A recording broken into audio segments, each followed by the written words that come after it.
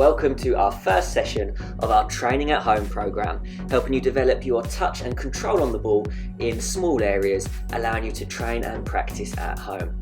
As you can see here to start, we're just doing a brief warm-up, and as we progress, we'll look to develop into different areas of our game, improving our ball mastery, our control and our skill on the ball.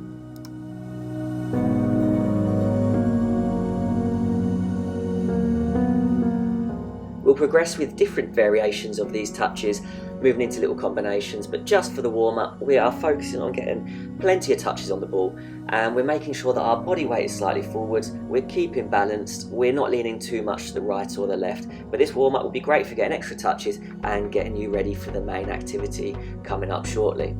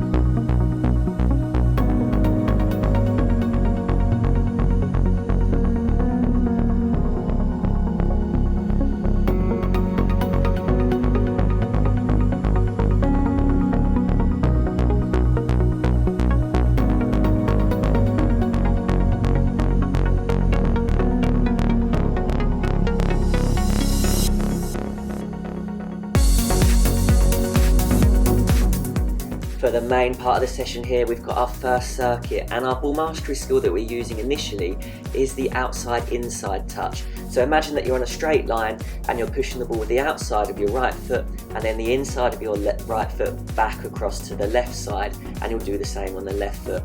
Stay on that line, keep the body weight forward, bend the knees and keep the ball under close control. We'll do that for 30 seconds.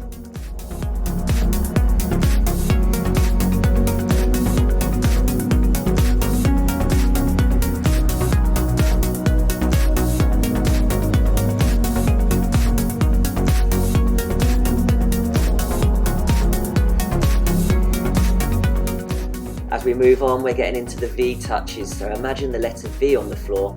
Outside of the boot pushes it to the tip of that V and then grabs it and drags it across to the other foot, and we repeat. Again, what's really key is getting that body weight slightly forward. We're keeping balance and control of the ball. We're not moving around all over the place. We're keeping it just in front of us, shifting it from one foot to the other.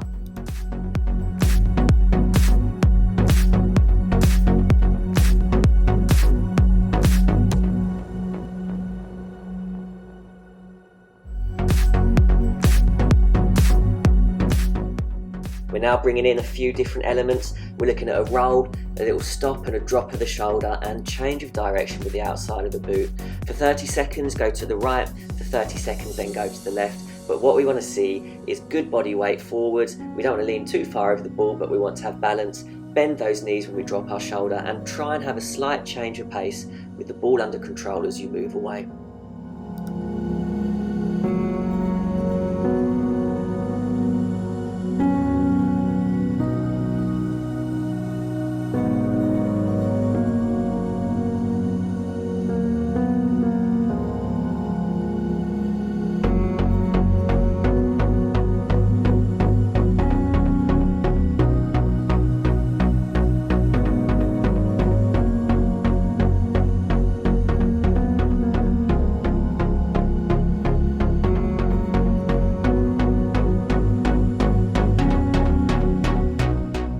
Have a break and some water, because we're getting into the second circuit now.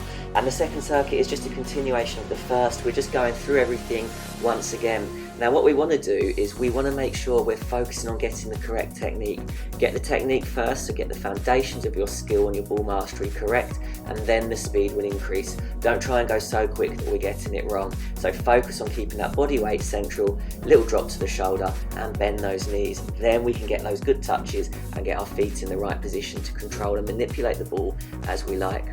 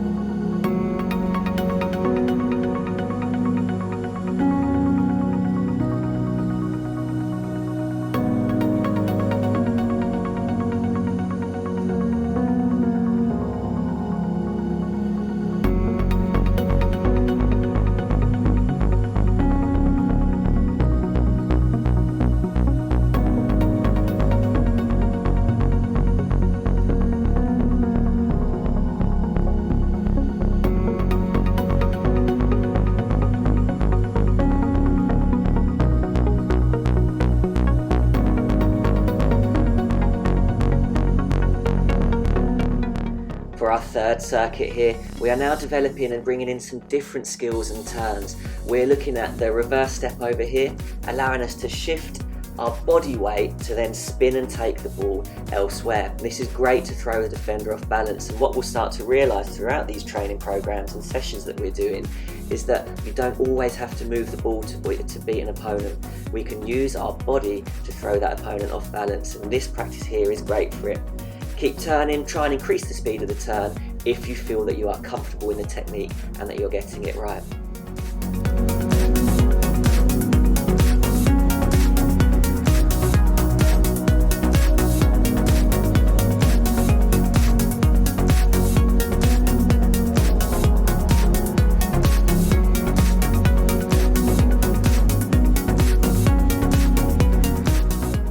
Second exercise is the moving L turn. Absolutely perfect for moving the ball away from an opponent with very quick feet.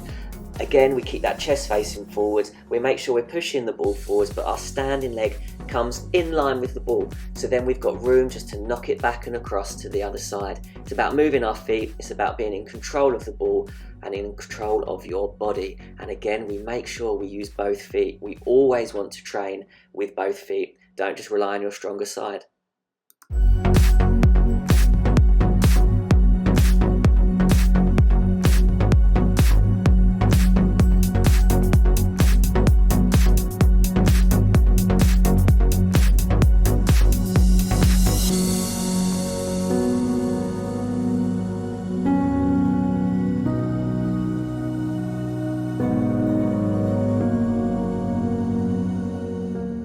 So in addition to our turning here, we are now bringing in outside hooks. The sharper and the tighter that you can turn to these cones at the end, the better. We want to be able to make sure that we can move away from the opponent with a real quick, sharp turn. So bend those knees, keep your body weight central, use the outside of the boot to hook it round the cone.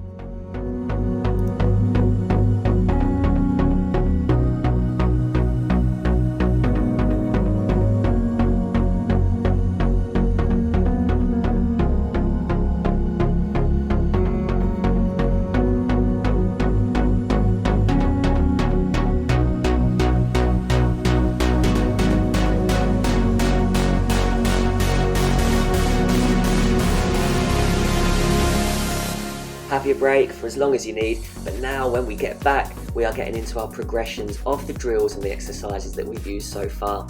So to start here, we can see that we're rolling and stopping and then performing a little outside-inside touch. What I'm looking for now is a bend in those knees, a drop of the shoulder. As you get that, we're going to then start using that power that we've created, that force that we've created from the bend in the knees to generate some speed in our movement away. So we want to change our direction and accelerate into the space.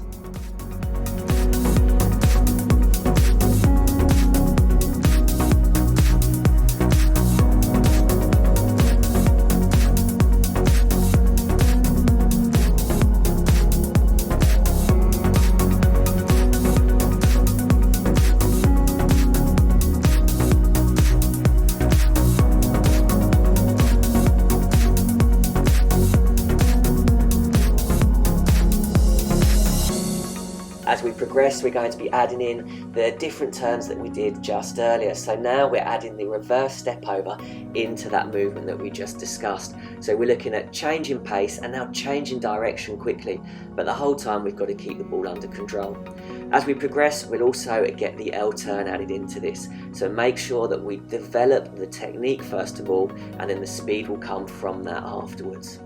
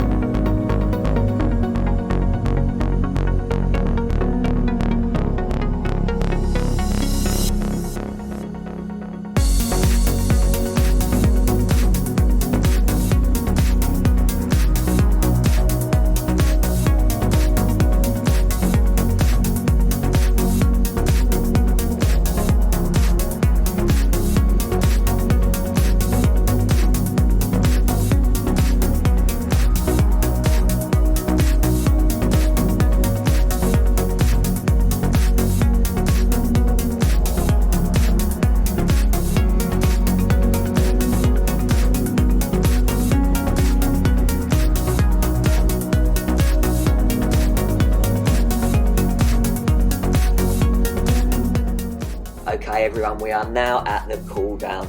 So for our cool down, we just want to do some little touches on the ball, things you can practice at home on your own outside. So initially what we're going to do is pyramid touches. So you take one kick up and a bounce. Then you do two kick ups and a bounce. And we're going to do that all the way up to 5. As we've got to the top of that pyramid, we're then going to come back down it. So we'll do 4 and a bounce, 3 kick ups and a bounce, and we try and complete that. As you get more comfortable, go to a higher level. As we can see here, we're now doing right foot, left foot kick-ups. If you take 2 touches with 1 foot in a row, then we have to start from 0 again. And it's actually quite a bit trickier than you may think. So we'll go right foot, left foot. How many can you do?